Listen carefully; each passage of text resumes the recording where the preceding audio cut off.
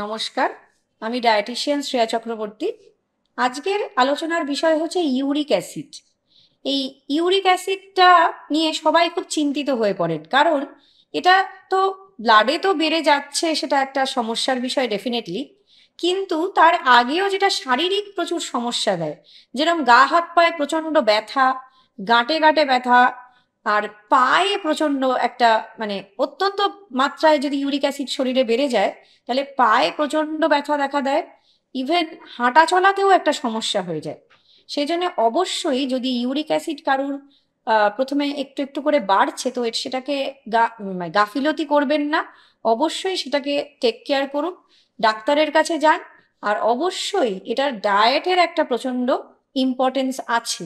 কারণ দেখা গেছে এই ইউরিক অ্যাসিড মানে যখন বেড়ে যায়, তার মানে হচ্ছে আহ শরীরে পিউরিন যুক্ত খাবার যখন বেশি যায়, তখন সেটা ভেঙেই কিন্তু ইউরিক অ্যাসিড তৈরি হয়।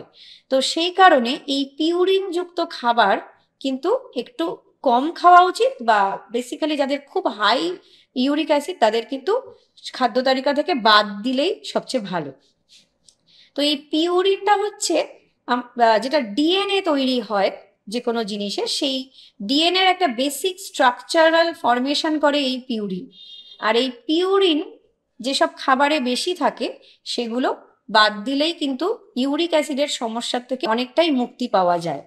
তো এই খাবারগুলো অ্যাকচুয়ালি কারা, সেটা নিয়েই আজকে আলোচনার বিষয়। আপনারা খাদ্য তালিকা থেকে কি কি বাদ দিলে আপনারা উপকারিতা পাবেন এই ইউরিক অ্যাসিডের সমস্যা থেকে। তো ফার্স্ট হচ্ছে যে যে কোনো খাবার, যেরকম হচ্ছে যে কোনো দানাযুক্ত খাবার, এই দানা মানে বা সিডস এর মধ্যে কিন্তু প্রচুর পরিমাণে পিউরিন থাকে। কারণ এই পিউরিন মানে হচ্ছে মানে প্রোটিন রিচ খাবারগুলোতে বেসিক্যালি দেখা গেছে পিউরিন অতিমাত্রায় বেশি থাকে। তো তাহলে দানা মানে যেরকম হচ্ছে উচ্ছের দানা, পটলের দানা, ঝিঙের দানা, তারপরে যদি টমেটোরও দানা আপনারা ফেলে খেতে পারেন, তাহলে কিন্তু অনেকটাই আপনারা উপকারিতা পাবেন। তবে যেসব খাবার যেরকম কুঁদরি বা যেরকম বেগুন, এসবের দানা ফেলে দেওয়া মানে এই সবজিটার আর কিছু রইলই না, তাহলে এই সবজিগুলোই বাদ দিতে হবে। আর একটা যেটা হচ্ছে মটরশুঁটি, মটরশুঁটিও কিন্তু এক ধরনের দানা, কিন্তু সেটাও কিন্তু তাহলে বাদ দিতে হবে। আর একটা যেটা হচ্ছে মুসুরির ডাল, বা যেগুলোতে একটু বেশি মাত্রায় আহ পিউরিন যেটা বেশি থাকে, যেসব ডালে যেরকম উড়ার ডাল, এইগুলো যদি একটু বাদ দেওয়া যেতে পারে, তবে হ্যাঁ অবশ্যই ভেজিটেরিয়ান যারা, তাদের তো মেন সোর্স অফ প্রোটিন এই ডাল থেকেই আসে। তারা হয়তো রোজ না খেলেন, মাঝে সাঝে খেলেন, এইভাবে যদি ডায়েটটাকে সাজাতে পারেন, তবে আপনারা অনেকটাই উপকারিতা পাবেন। এরপর হচ্ছে দেখা গেছে পালং শাক বা বিনস, এগুলোতেও কিন্তু পিউরিনের মাত্রা অনেকটাই বেশি থাকে। তো সেই কারণে আহ এইটাও রেগুলার ডায়েটে না রাখাই ভালো। বা যাদের অতিমাত্রায় ইউরিক অ্যাসিড হাই, তারা এটা বাদ দিলেই ভালো। কারণ ইউরিক অ্যাসিড বেশি বেড়ে গেলেও কিন্তু কিডনি স্টোনের সমস্যা দেখা দিতে পারে। আর আগেই বলেছি, শারীরিক কিছু সমস্যা যেরকম গা হাত পায়ে ব্যথা, ইভেন হাঁটা চলায় সমস্যা হয়ে দাঁড়ায় যদি ইউরিক অ্যাসিড অতিমাত্রায় বেড়ে যায়। এটাকে আমরা গাউট নামেও বলে থাকি, যেটাতে শরীরের বিভিন্ন অংশ ফুলে যাচ্ছে বেসিক্যালি, মানে হাঁটুর সমস্যা বা ফুট মানে আমাদের পায়ের চেটোতে যেটা সমস্যা হয়ে যায়, সেগুলো কিন্তু গাউটের ফরমেশন নিতে পারে।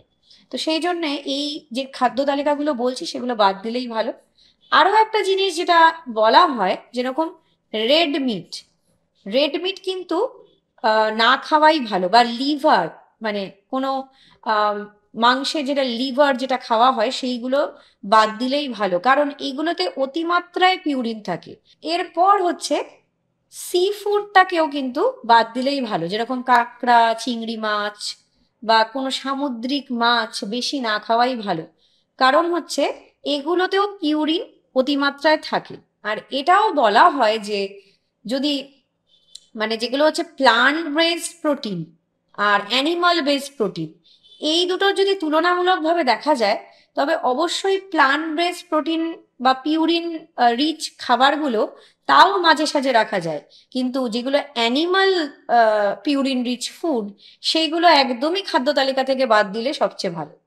তো এইভাবে যদি আপনারা আপনাদের খাদ্য তালিকাটা সাজাতে পারেন, খুবই আপনারা উপকারিতা পাবেন।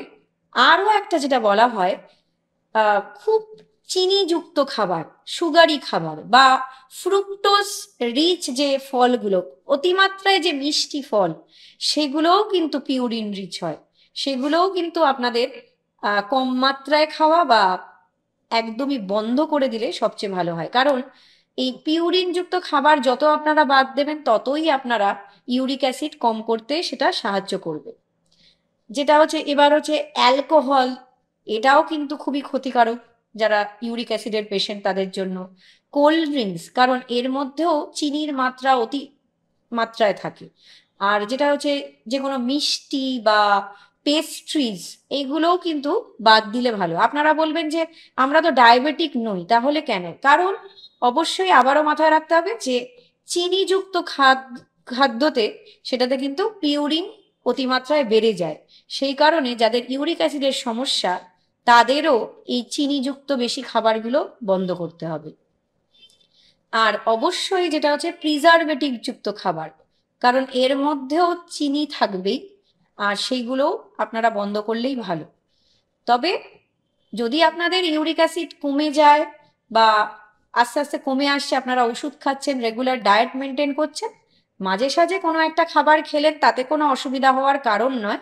তো রেগুলার ডায়েটেই এগুলো যেন রোজ না থাকে, সেটাই আপনারা এটা মাথায় রাখবেন। আশা করি এই তথ্যগুলো পেয়ে আপনারা কিছুটা হলেও সতর্ক হয়ে যাবেন। আর আপনারা এই ডায়েটে এগুলোকে ইনক্লুড করবেন না, তাহলেই দেখবেন আপনারা ইউরিক অ্যাসিড থেকে মুক্তি পাচ্ছেন। নমস্কার।